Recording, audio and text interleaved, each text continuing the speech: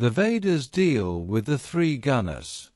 Be free, O Arjuna, from the triad of the gunas, free from the pairs of opposites, ever balanced, free from the thought of getting and keeping, and established in the self. To the Brahmin who has known the self, all the Vedas are of so much use as it is a reservoir when there is a flood everywhere. Your right is to work only, but never to the fruits thereof. Be not the producer of the fruits of your actions, neither let your attachment be towards inaction. Being steadfast in yoga, O Dhananjaya, perform actions, abandoning attachment, remaining unconcerned as regards success and failure. This evenness of mind is known as yoga.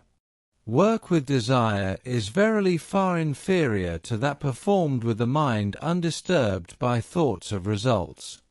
O Dhananjaya, seek refuge in this evenness of mind. Wretched are they who act for results. Endued with this evenness of mind, one frees oneself in this life, alike from vice and virtue. Devote yourself, therefore, to this yoga. Yoga is the very dexterity in work. The wise, possessed of this evenness of mind, abandoning the fruits of their actions, freed forever from the fetters of birth, go to that state which is beyond all evil.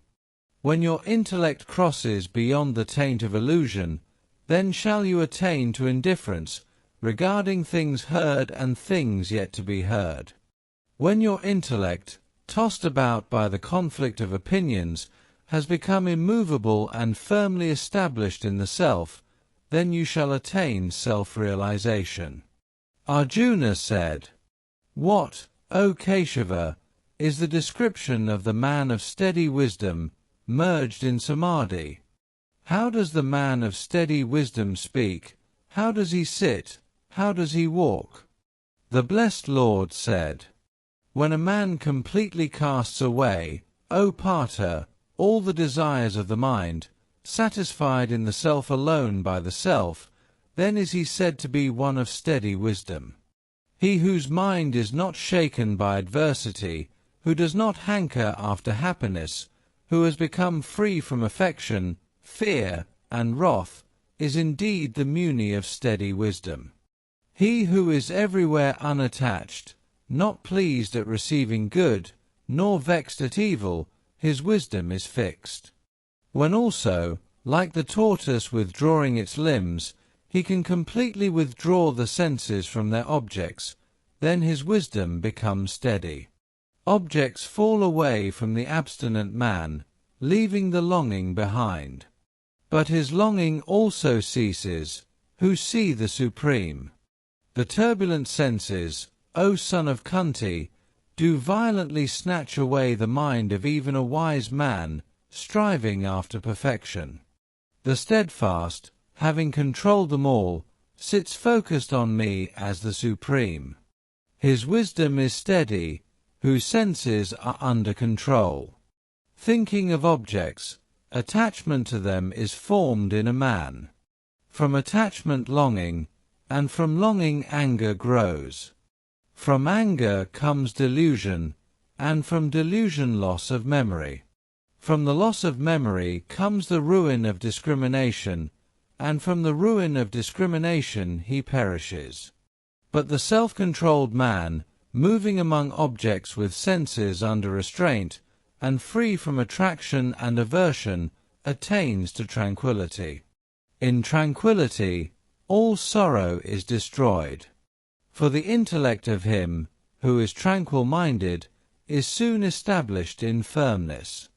No knowledge of the self has the unsteady, nor has he meditation. To the unmeditative there is no peace. And how can one without peace have happiness? For the mind, which follows in the wake of the wandering senses, carries away his discrimination, as a wind carries away from its course a boat on the waters. Therefore, O mighty-armed, his knowledge is steady, whose senses are completely restrained from their objects. that which is night to all beings, in that the self-controlled man wakes. This in which all being wake, is night to the self-seeing Muni.